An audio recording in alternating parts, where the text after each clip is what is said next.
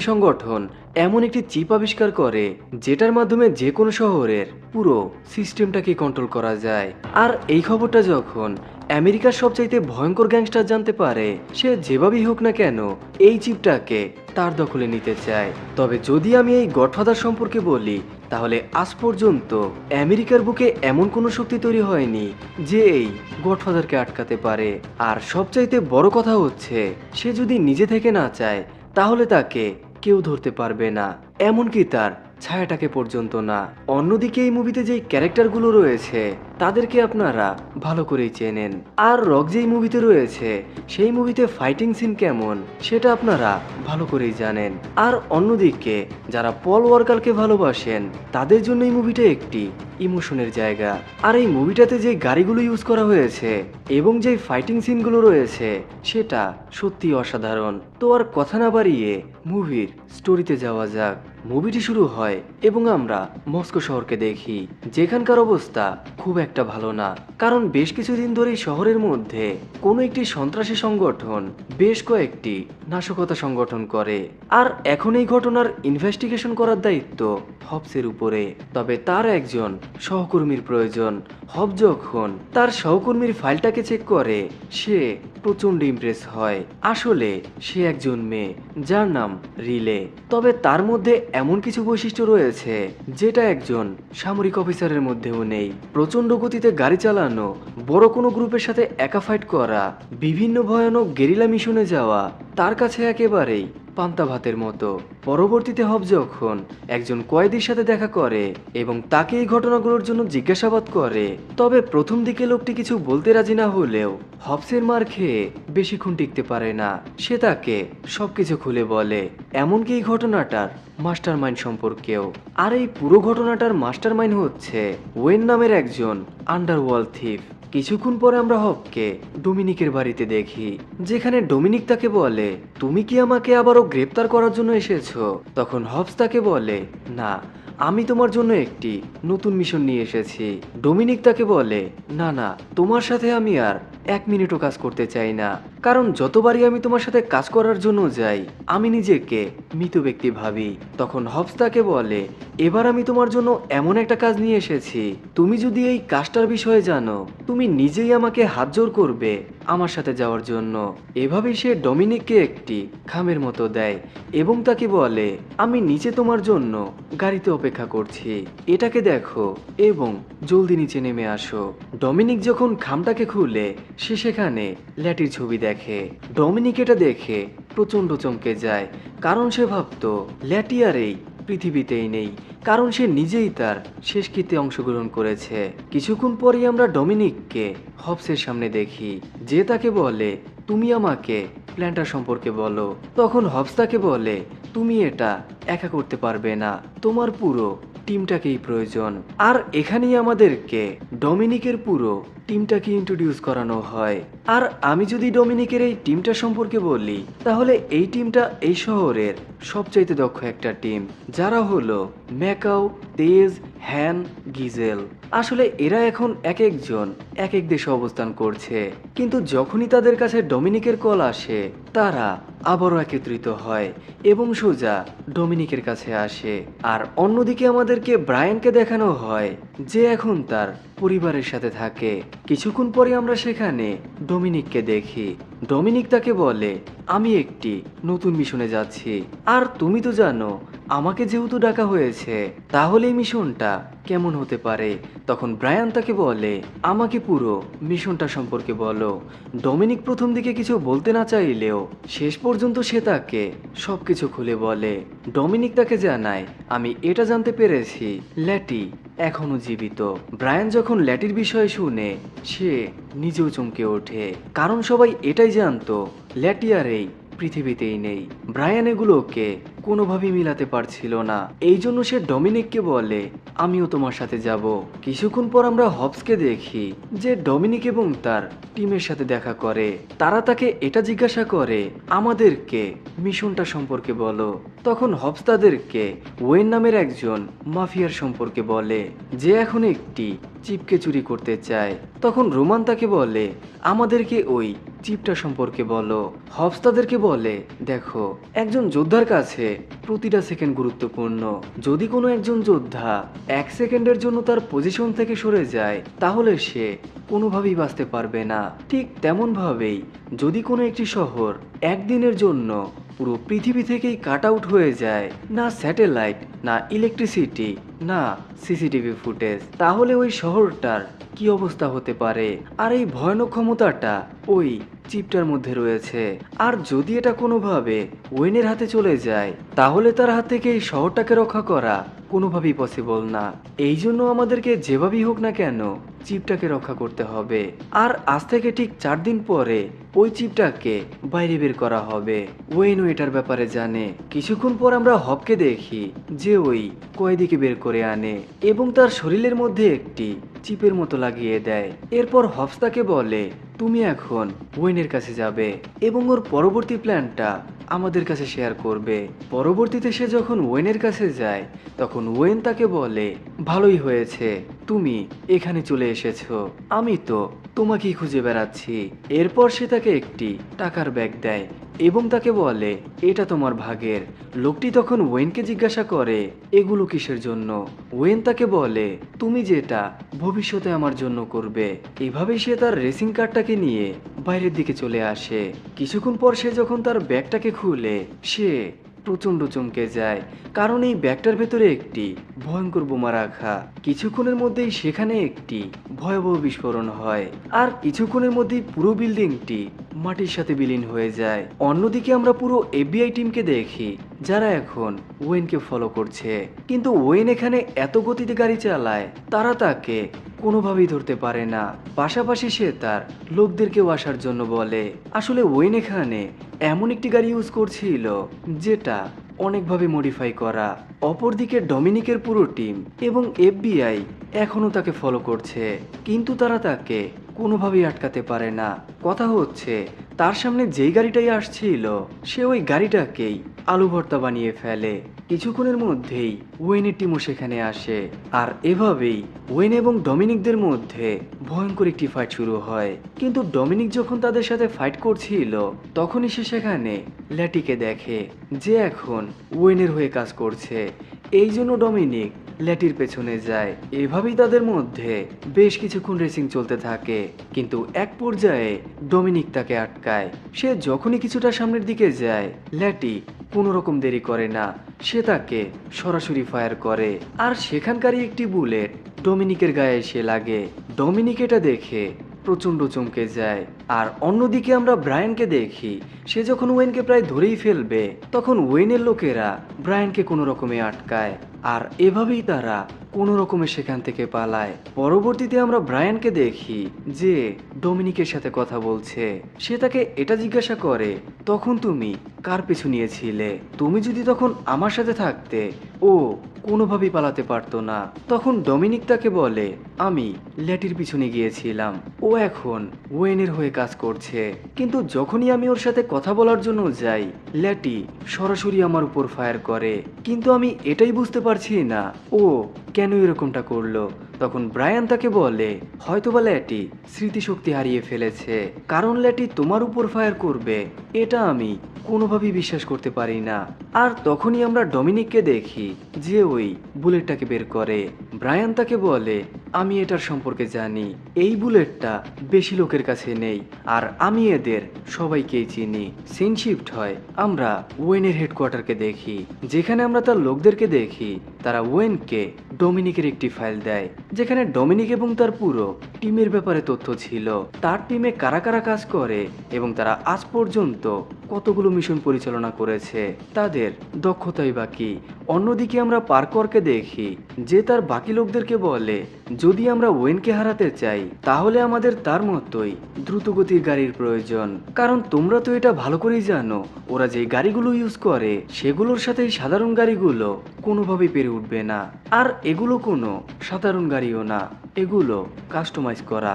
পরবর্তীতে হবস এবং তেজ এমন একটি জায়গায় যায় যেখানে অনেক দামি দামি গাড়ির বেচা কেনা হয়। তারা যখন সেখানকার গাড়িগুলোকে দেখছিল তখনই আমরা সেখানকার একজন ওনারকে দেখি যে হবদের তাদের সামনে আসে। সে তাদেরকে বলে, তোমরা এখানে কি করছো? দেখে তো মনে হয় না কোনোদিনও গাড়ি কিনতে পারবে। আসলে এরকমটা বলার কারণ হলো, আমরা এখানে যতগুলো লোককেই দেখছি তারা সবাই স্যুট পরা অবস্থায়, কিন্তু হবসরা এখানে একেবারেই স্বাভাবিকভাবে ওই ওনার তাদেরকে বাজেভাবে অপমান করে। এমনকি সে এক পর্যায়ে তাদেরকে এটা পর্যন্ত বলে, আমার জানা মতে আমাদের ওয়েটারের প্রয়োজন নেই। এগুলো শুনে তেজের অবস্থা একেবারেই খারাপ। আসলে যেই মানুষটা নিজের প্রাইভেট বিমানে ঘুরে বেড়ায় তাকে যদি এরকম কিছু বলা হয়, তাহলে এই লোকটার মনের কি অবস্থা হবে? তেজ চাইলে নিমিষের মধ্যেই এখানকার সবগুলো গাড়ি কিনে ফেলতে পারে, তার কাছে এগুলো ব্যাপারই না। তেজ তার শপের মধ্যে আসে এবং সেখানকার সবচাইতে দামি দামি 4-5টা গাড়ি কিনে ফেলে। এগুলো দেখে ওই শপ ওনার ভেবাচাকা খেয়ে যায়, কারণ সে যাকে কিছুক্ষণ আগেই এত অপমান করলো সে কিনা এতগুলো গাড়ি কিনে নিল। এই জন্য ওই শপ ওনার তেজকে বলে, স্যার আমাকে শুধুমাত্র এতটুকু বলেন, আমি আপনাকে কিভাবে সাহায্য করতে পারি, আপনার জন্য আমি সবকিছু করতে প্রস্তুত। তখন তেজ তাকে বলে, তোমার শার্টটা আমার পছন্দ হয়েছে, এটা আমার চাই। ও হ্যাঁ, প্যান্টটাও। আর অন্যদিকে আমরা রোমান এবং তার বাকি সদস্যদেরকে দেখি তারা এমন একটা জায়গায় আসে যেখানে গাড়িগুলোকে মডিফাই করা হয়। তখন আমরা রেলেকে দেখি যে ওই লোকটার কাছে যায় যে এই মডিফাইগুলোকে করেছে, আর এই সব কিছু রোমানরা দূর থেকে দেখছিল। রেলে তাকে ওই গাড়ির বিষয়ে জিজ্ঞাসা করে। প্রথম দিকে সে কিছু বলতে রাজি না হলেও পরবর্তীতে তারা যখন তাকে উত্তম মধ্যম দেয় সে তাদেরকে সবকিছু খুলে বলে, কিন্তু পাশাপাশি সেই সকল ইনফরমেশন ওয়েনের কাছেও পাঠিয়ে দেয়, যার ফলে কিছুক্ষণের মধ্যেই তার লোকেরা ওই জায়গাটাকে চারদিক থেকে ঘিরে ফেলে। তারা যখনই রোমানদেরকে দেখে তারা তাদের উপরে লাগাতার ফায়ার করতে থাকে। এর ফলে তারা এক একজন এক এক দিকে সরে যায়, আর এভাবেই তাদের মধ্যে ভয়ঙ্কর একটি সংঘর্ষ হয়। আর এই সংঘর্ষের মধ্যে ওয়েনের বেশ কয়েকজন সদস্য মারা যায়। তখন আমরা রিলেকে দেখি যে ল্যাটিকে ফলো করতে থাকে, আর অন্যদিকে একজন চাইনিজ সৈন্যকে হান এবং রোমান, কিন্তু ওই চাইনিজ সদস্য বেশিক্ষণ পালাতে পারে না। আর এভাবেই তাদের মধ্যে ভয়ঙ্কর একটি ফাইট শুরু হয়। আর এদিকে আমরা রিলেকে দেখি যে লেটির সাথে ফাইট করছে, আর এখানে আমাদেরকে একসাথে দুটো ফাইট দেখানো হয়, যেটা সত্যি অসাধারণ। তবে কিছুক্ষণের মধ্যেই আমরা লেটিকে দেখি যে কোনো রকমে সেখান থেকে পালায়। অপরদিকে ওই চাইনিজ সদস্য, এরপর তারা ক্যাম্পে ফিরে আসে, কিন্তু হব যখন তাদেরকে দেখে সে রিলেকে বলে, কোনো ফেস্টিভ্যালে গিয়েছিলে? অবস্থা তো একেবারেই নড়বড়ে, মনে হচ্ছে একটু বেশি মার খেয়ে ফেলেছো। এখানে রিলের মুখটা দেখার মতো ছিল, সাথে রোমানদেরও। পরবর্তীতে আমরা হবসকে দেখি যে এমন একটি জায়গায় যায় যেখানে এই শহরের সকল সিসিটিভির অ্যাক্সেস, কিন্তু ম্যানেজমেন্ট তাকে জানায় আসলে যখন এই চুরিটা হয় তখন আমাদের এই ক্যামেরাগুলো মেনটেনেন্সের ভিতরে ছিল, এই জন্য আমরা কোনো কিছুই ক্যাপচার করতে পারিনি। কিন্তু হব যেহেতু এখান থেকে খালি হাতে যাচ্ছে, তাহলে তার মনের অবস্থাটা কেমন সেটা আমরা তার বিহেভিয়ারের মাধ্যমেই দেখতে পাচ্ছি। পরদিন সকালে আমরা ব্রায়ানকে দেখি যে ব্রাগা নামের একজন কয়েদির সাথে দেখা করার জন্য নিজে এসে লস অ্যাঞ্জেলেসে পুলিশের কাছে আত্মসমর্পণ করে, কারণ ব্রাগা এখানকার জেলেই বন্দি। পরবর্তীতে রাতে ব্রাগা ব্রায়ানের সাথে দেখা করার জন্য আসে। ব্রাগা তাকে নানাভাবে অপমান করে। সে ব্রায়ানকে বলে, তুমি এফবিআই ছেড়ে দিয়ে চোরের খাতায় নাম লেখালে কেন? তুমি যদি আমাকে বলতে আমি তোমাকে আমাদের টিমে নিয়ে নিতাম। তখন ব্রায়ান তাকে বলে, তুমি তো নিজেই আরেকজনের গোলামি করছো, তোমার মুখে এরকম কথা আর বেড়ালের গলায় বাঘের স্বর শুনতে একই রকমের লাগবে, আর আমি এটা ভালো করেই জানি তুমি ওয়েনের হয়ে কাজ করো। ব্রাগা এটা শুনে প্রচন্ড রেগে যায়, আর এভাবেই তাদের মধ্যে কথা কাটাকাটি শুরু হয়। এক সময় তারা হাতাহাতি করতে শুরু করে। এক পর্যায়ে ব্রায়ান যখন ব্রাগাকে একেবারে ঘায়েল করে ফেলে তখন ব্রাগা একটা কথাই বলে, তুমি ওয়েনের সাথে তখনই দেখা করতে পারবে যখন সে নিজে এটা চাইবে, নয়তো তুমি ওর ছায়াটাকে খুঁজে পাবে না। তোমরা ওয়েনকে এখনো চিনতে পারোনি। আর অন্যদিকে আমরা ডমিনিককে দেখি যে ল্যাটির সাথে দেখা করার জন্য যায়। সে একটি রেসিং ট্র্যাকে আসে, কারণ সে এটা ভালো করেই জানে ল্যাটি রেসিং করতে ভালোবাসে। কিছুক্ষণের মধ্যেই ল্যাটিও সেখানে আসে। যখন ডমিনিক তার কাছে যায়, ল্যাটি তাকে বলে, তুমি এখানে কি করছো? তুমি তো পুলিশের সাথে কাজ করো, তাহলে তুমি আমার পেছনে পড়ে আছো কেন? ডমিনিক তাকে বলে, হয়তোবা তুমি এটা ভুলে গেছো একসময় তুমি আমার হয়ে কাজ করতে, আচ্ছা যাই হোক, চলো একটা রেস করা যাক। লেটিও তাকে বলে, হ্যাঁ করা যেতেই পারে। কিছুক্ষণ পর আমরা ডমিনিক এবং লেটিকে দেখি তারা তাদের সর্বোচ্চ দিয়ে চেষ্টা করছে একে অপরকে হারানোর। তারা শহরের মধ্য দিয়ে এমনভাবে গাড়ি চালায় যেন তারা এখন আকাশের মধ্যে রয়েছে। তাদের সামনে কি, কোথা দিয়ে গাড়িটা যাচ্ছে এটা বড় কথা না, একটাই কথা, গাড়ি সামনের দিকে যাবে। কিছুক্ষণের মধ্যেই ডমিনিক তার দক্ষতার পরিচয় দেয়। সে ল্যাটিকে অনায়াসে হারিয়ে ফেলে। তবে ল্যাটি তাকে সাইডে আসার জন্য বলে এবং তাকে বলে, আচ্ছা তুমি আমাকে কবে থেকে জানো? তখন ডমিনিক তাকে বলে, 15 বছর থেকে। একদিন তুমি রাস্তা পার হচ্ছিলে, তখন আমি সেখান দিয়ে যাচ্ছিলাম। তবে আমার গাড়িটা প্রচণ্ড গতিতে ছিল। তখন তুমি বাঁচার জন্য সাইডে জাম্প করেছিলে, যার ফলে তোমার হাতের এই চিহ্নটা। এভাবেই সে তাকে অতীতের কথাগুলোকে বলে। কিন্তু ল্যাটি তাকে বলে, আমার তো কিছুই মনে নেই। তবে আমার মনে হয় তুমি যাকে খুঁজছো সে আমি না, কারণ আমি তোমাকে এর আগে কখনো দেখিনি। তখন আমরা ডমিনিকে দেখি যে তাকে একটি লকেট ফিরিয়ে দেয় এবং তাকে বলে, এটা তোমারই লকেট আর আমি চাই এটা তোমার কাছেই রাখো। এরপর ল্যাটি সেখান থেকে চলে যায়। ল্যাটি যখনই সেখান থেকে যায় ঠিক তখনই আমরা ওয়েনকে দেখি যে সেখানে আসে এবং সোজা ডমিনিকের কাছে যায়। এরপর সে তাকে এটা জিজ্ঞাসা করে, তুমি কি মনে করো তুমি যাকে খুঁজছো এটাই কি সেই ল্যাটি? হতে পারে সে ল্যাটি, তবে তুমি যাকে চিনো এখন আর সে না। আর এভাবেই সে তাকে একটি অতীতের ঘটনা বলে। আসলে বেশ কয়েক বছর আগে যখন ল্যাটি এফবিআই এর সাথে কাজ করার সিদ্ধান্ত নেয়, তখন তার প্রথম মিশন ছিল ব্রাগাকে ধরা। তখন ব্রাগা ল্যাটিকে মারার জন্য তার একজন সদস্যকে পাঠিয়েছিল, কিন্তু ব্রাগার লোক একটা ভুল করে বসে। ও ল্যাটির শরীরে গুলি না করে গাড়িতে গুলি করে বসে, যার ফলে সেখানে ভয়াবহ একটি বিস্ফোরণ হয়। আর সৌভাগ্যবশত, তবে তোমার দুর্ভাগ্যবশত, আমি তাকে খুঁজে পাই। যখন আমি ওকে হসপিটালাইজ করি তখন আমার কাছে ইনফর্ম আসে ল্যাটির আগের কিছুই মনে নেই। তখন আমি আমার মতো করে ল্যাটিকে মেমোরাইজ করতে থাকি। এখন ল্যাটি ঠিক ওটাই করবে যেটা আমি ওকে করতে বলবো। আর তুমি যদি ওর দিকে দ্বিতীয়বার তাকানোর চেষ্টা করো তাহলে আমার হাত থেকে তোমাকে কেউ বাঁচাতে পারবে না। তখন ডমিনিক তাকে বলে, আমার ভাই আমাকে একটা কথা বলেছিল, যখন তোমার কাছে কোনো সুযোগ আসবে তুমি সেটা কোনোভাবেই হাতছাড়া করবে না। ঠিক তখনই ডমিনিকের শরীরে একটি রেড ডট এসে লাগে। তার মানে ওয়েনের লোকেরা তাকে আগে থেকেই নজরে রাখছিল, কারণ সে যদি এতটুকু উল্টাপাল্টা করার চেষ্টা করে তাহলে তারা ওকে এখানেই মেরে ফেলবে। তখনই ওয়েনের শরীরে ঠিক একই রকমের ডট এসে লাগে। আর তখনই আমাদেরকে হবকে দেখানো হয় যে ডমিনিককে কাভার করছে। ওয়েন তাদেরকে আর কিছু না বলেই সোজা সেখান থেকে চলে যায়। আর অন্যদিকে আমরা ডমিনিক এবং হবদেরকেও দেখি তারা আবারও ক্যাম্পে ফিরে আসে। পরদিন আমরা হবস এবং তার পুরো টিমকে দেখি যারা তাদের ফাইনাল ডিসকাশন করছে, কারণ আজকেই ওই চিপটাকে বাইরে বের করা হবে, যেখানে ব্রায়ান তাদেরকে বলে আমাদেরকে সরাসরি আর্মি ক্যাম্পে যাওয়া উচিত। তখন ডমিনিক তাকে বলে ওয়েন এতটাও বোকা না যে ও ক্যাম্প থেকে ওটাকে চুরি করবে। ও ওটাকে তখনই চুরি করবে যখন চিপটা বাইরে বের করা হবে, হয়তোবা মাঝ রাস্তাতেই। পরবর্তীতে আমরা কয়েকটি আর্মি সাজোয়া যানকে দেখি যারা ওই চিপটাকে নিয়ে যাচ্ছে। আর এখানে আমরা ডমিনিকদেরকেও দেখি যারাও তাদেরকে ফলো করছে। গাড়িগুলো যখন ব্রিজের উপরে যায় ঠিক তখনই আমরা ওয়েনের লোকদেরকে দেখি তারা ওই গাড়িগুলোর উপরে অতর্কিত হামলা করে। তারা গাড়িগুলোকে তাদের কন্ট্রোলে নিয়ে নেয়। আর অন্যদিকে আমরা রোমেনকে দেখি যে ডমিনিককে বলে আমি ওদের সাথে ল্যাটিকেও দেখেছি।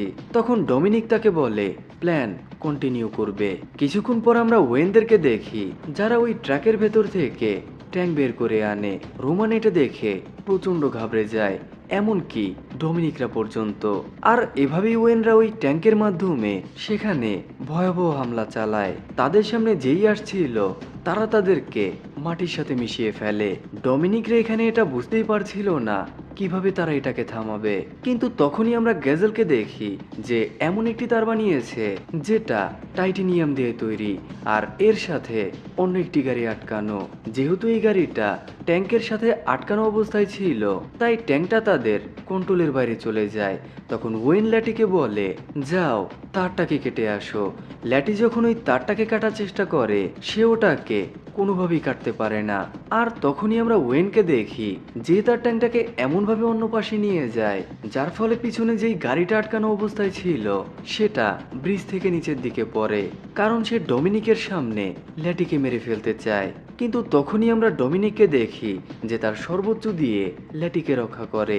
অন্যদিকে ওয়েনও ট্যাঙ্কটাকে কন্ট্রোল করতে পারে না, আর এভাবেই এফবিআই ওয়েনকে অ্যারেস্ট করে। কিন্তু যখনই তারা ক্যাম্পে ফিরে আসে তখন ওয়েন ডেমিনিককে বলে, ডেমিনিক, তোমার সাথে কেউ কথা বলতে চায়। আর এভাবেই আমরা এটা জানতে পারি ওয়েনের লোকেরা মিয়া এবং অ্যালিনাকে বন্দি বানিয়েছে। যদি ওয়েনের কিছু হয় তাহলে তারা একজনও বাঁচতে পারবে না।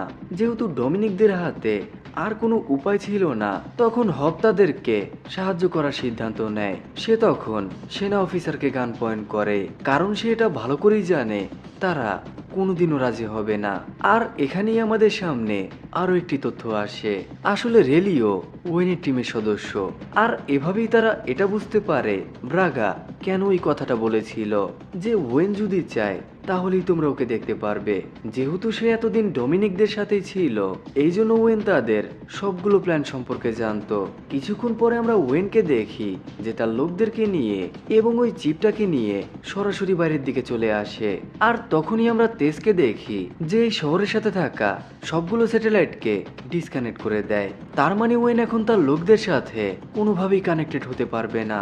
আর যেহেতু তাদের লোকেরা কোনো ইনফরমেশন পাচ্ছে না, তাই মিয়া এবং অ্যামিলিও এখন সেফ। কিছুক্ষণের মধ্যে আমরা একটি বিমানকে দেখি যেটা নিচের দিকে নেমে আসে, আর এটার মাধ্যমেই ওয়েনরা এখান থেকে পালাবে। আর অন্যদিকে আমরা ডিমিনিকদেরকে দেখি যারা তাদের সর্বোচ্চ দিয়ে ওয়েনকে আটকানোর চেষ্টা করছে, কারণ হব তাদেরকে বলেছে যদি তারা ওয়েনকে আটকাতে পারে তাহলে সরকার তাদেরকে সাধারণ ক্ষমা ঘোষণা করবে। আর এভাবেই ওয়েন এবং ডমিনিকদের মধ্যে ভয়াবহ একটি ফাইট শুরু হয়, যেটা একমাত্র মুভিতে দেখা সম্ভব। কিছুক্ষণের মধ্যেই তারা ওই বিমানটাকে পুরোপুরি ধ্বংস করে ফেলে, আর এই বিস্ফোরণের ফলে ওয়েন সেখানে মারা যায়। ডমিনিকরাও চিপটাকে উদ্ধার করে, কিন্তু এই হামলাটার ফলে ডমিনিকদের বেশ কয়েকজন সদস্য মারা যায়। পরবর্তীতে আমরা ডমিনিক এবং তার বাকি সদস্যদেরকে দেখি যারা তাদের পরিবারের সাথে সময় পার করছে। আর হবের কথা মতো সরকারও তাদেরকে সাধারণ ক্ষমা ঘোষণা করে। তবে মুভির একেবারেই শেষে আমরা একটি পোস্ট ক্রেডিট সিন দেখি যেখানে আমরা ওয়েনের বড় ভাইকে দেখি যে হ্যানকে নৃশংসভাবে হত্যা করে। আর এভাবেই আমরা এটা বুঝতে পারি ডমিনিকদের সামনে ভয়াবহ বিপদ অপেক্ষা করছে। আর এভাবেই এই অসাধারণ মুভিটি এখানেই শেষ হয়।